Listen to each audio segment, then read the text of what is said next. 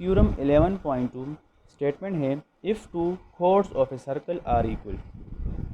अगर हमारे पास किसी सर्कल के दो कोड्स वो बराबर है, देन देयर करस्पॉन्डिंग आर्क्स, तो उनके करस्पॉन्डिंग आर्क्स भी आर कांग्रुएंट होंगे।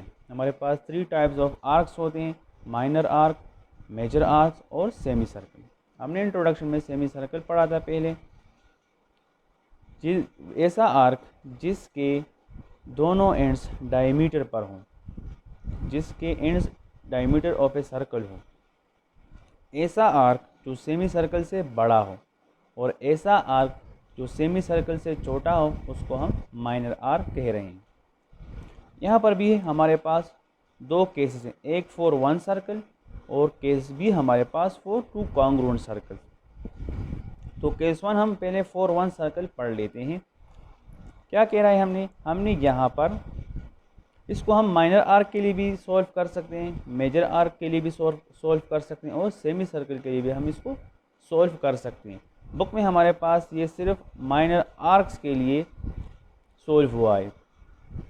तो हमारे पास गिवन क्या है, a circle with centre O. हमारे पास एक सर्कल है with centre O, having two chords, जिसमें हमारे पास दो कोड्स हैं, A B and C D. ये हमारे पास दो कोड्स हैं, such that A B is congruent to C D. ये हमें स्टेटमेंट में बता रहा है कि कोड्स हमारे पास कांग्रुएंट है, इक्वल है।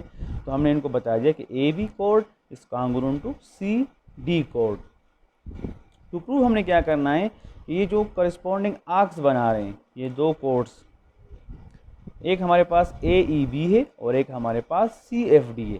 हमने ये प्रूव करना है कि ये दोनों आर्क्स आपस में कांग्रुएंट है। तो हम पहले इसको माइनर आर्क के लिए कर रहे हैं। माइनर आर्क हमारे पास क्या, ए ई बी और सी एफ डी। इस तरह हम इसको मेजर आर्क के लिए भी प्रूव कर सकते हैं, A F B or C E D. For example अगर आप यहाँ पर देखिए, जो ब्लू से मैंने किया हुआ है, ये मेरे पास ए से होता हुआ एफ से और एफ से बी तक, तो ये मेरे पास एक मेजर आर्क हो गया। और ये रेड से अगर आप देख लें, सी से होता हुआ ई से और ई से होता हुआ डी तक, तो हमारे पास ये दोनों मेजर आर्क्स है। तो हमने क्या प्रूव करना है, A E B is congruent to C F D, जो माइनर आर्क्स हैं chords A B and C D के। इस तरह हमारे पास ये जो मेजर आर्क्स हैं A F B and C E D, ये भी हमारे पास इन दो कोड्स के कॉरिस्पॉन्डिंग आर्क्स हैं। तो हमने क्या करना है, हमने इसी को A E B is congruent to C F D, मतलब माइनर आर्क को हमने बराबर लाना है। माइनर आर्क्स को बराबर लाने के लिए हमने सेंट्रल एंगल पढ़ा था कि हमारे पास दो आर्क्स तब ही कांग्रुएंट हो सकते हैं जब इनके सेंट्रल एंगल्स वो बराबर आ जाएं। तो यहाँ पर हमने कुछ कंस्ट्रक्शन करनी है। कंस्ट्रक्शन हमने क्या की हुई है कि join O to A B C and D. आप ज्वाइन करें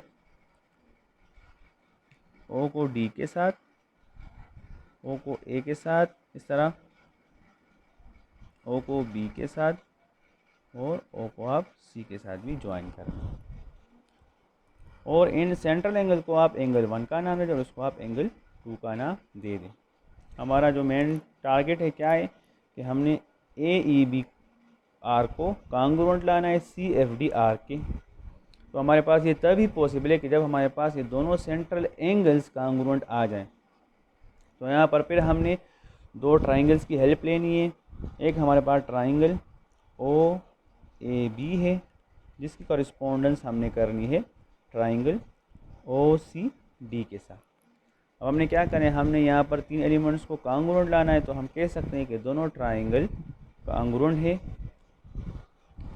तो आर्क्स को कांग्रुएंट लाने के लिए हम इन एंगल्स को कांग्रुएंट लाएंगे, और जब हम इन एंगल्स को कांग्रुएंट ले आएंगे तो हम कह सकते हैं कि A E B is congruent to C F D. तो अगर आप देख लें, ओ ए का करस्पॉन्डिंग साइड यहाँ पर ओ सी है, तो हम लिख सकते हैं कि O A is congruent to O C. क्या है हमारे पास, ये हमारे पास radii of same circle. इस तरह इसका हमारे पास ओ बी और ओ डी, ये हमारे पास करस्पॉन्डिंग साइड है, और हम कह सकते हैं कि O B is congruent to O D और ये भी हमारे पास रेडियाई ऑफ सेम सर्कल। इस तरह गिवन में उन्हें बताया हुआ है कि जो ए बी है ये कांग्रुएंट है सी डी के। ए बी हमारे पास कांग्रुएंट है सी डी के और हमें गिवन में बताया गया हुआ है। तो हमारे पास यहाँ 3 एलिमेंट्स कांग्रुएंट आ गए हैं, तो हम कह सकते हैं कि triangle O A B is congruent to triangle O C D. यहाँ पर हमारे पास तीनों साइड कांग्रुएंट आएंगे, तो हमने पास्टुलेट कौन सा यूज़ करना है? एस एस एस पास्टुलेट हमने यहाँ पर यूज़ करना है। हम क्या लाना चाह रहे थे? हम ये लाना चाह रहे थे कि जो ए बी और सी एफ डी हमारे पास कांग्रुएंट है। ये तब ही कांग्रुएंट हो सकते हैं जब आपके पास ये दोनों एंगल्स कांग्रुएंट हो। तो जब ये जो दोनों ट्राइंगल कांग्रुएंट हो गए हैं तो हम कह सकते हैं कि एंगल 1 इस कांग्रुएंट टू एंगल 2। और ये आपके पास क्या है? ये हमारे पास corresponding angles of congruent triangles. लेकिन अगर आप ये देखें एंगल 1 और एंगल 2 ये हमारे पास क्या है?